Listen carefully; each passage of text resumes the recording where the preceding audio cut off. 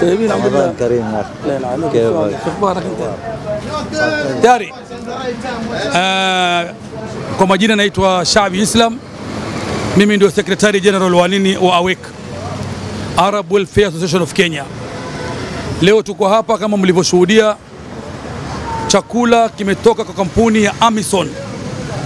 Kampuni hii ndio wamiliki kwa sasa wa Bamburi Cement.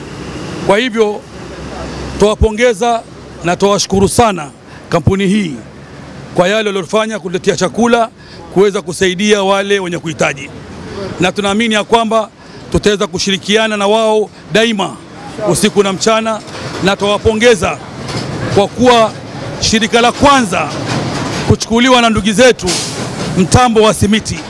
Kwa hivyo Mungu awajalie kheri, awapatie siha na wafanikiwe katika biashara yao.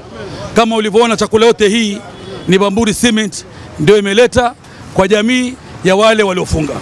Kwa hivyo tuwashukuru sana tena sana sana, na Mungu ajaze kila la kheri. Vile vile kuna masala kadhia iliyotokezea ya ndugu yetu Abu Shirem. Abu Shirem ni mtu anayefanya kheri nyingi sana katika pwani yetu. Abu Shirem ana supply tende na vyakula kwa wenye kuhitaji, lakini masikitiko makubwa, juzi vitengo vya usalama kaliweza kumshika na kumtia ndani. Bahati mzuri wakakuja wahusika wakaweza kumtoa. Tunaambia vitengo vya usalama katika nchi ya Kenya, huu ni mwezi wa Ramadhani, sahihi wakati watu wanapeleka chakula kwa wenye kuhitaji. Kwa hivyo tunawaomba gari yoyote ambayo inabeba chakula, Muislamu amebeba chakula kupelekea mtu mwenye kuhitaji kwa mwezi huu wa Ramadhani, vitengo vya usalama vimsaidie na vishirikiane naye, sio vimsumbue na kumtesa. Kwa hivyo huu ni mwezi wa kusaidiana, ni mwezi wa kheri.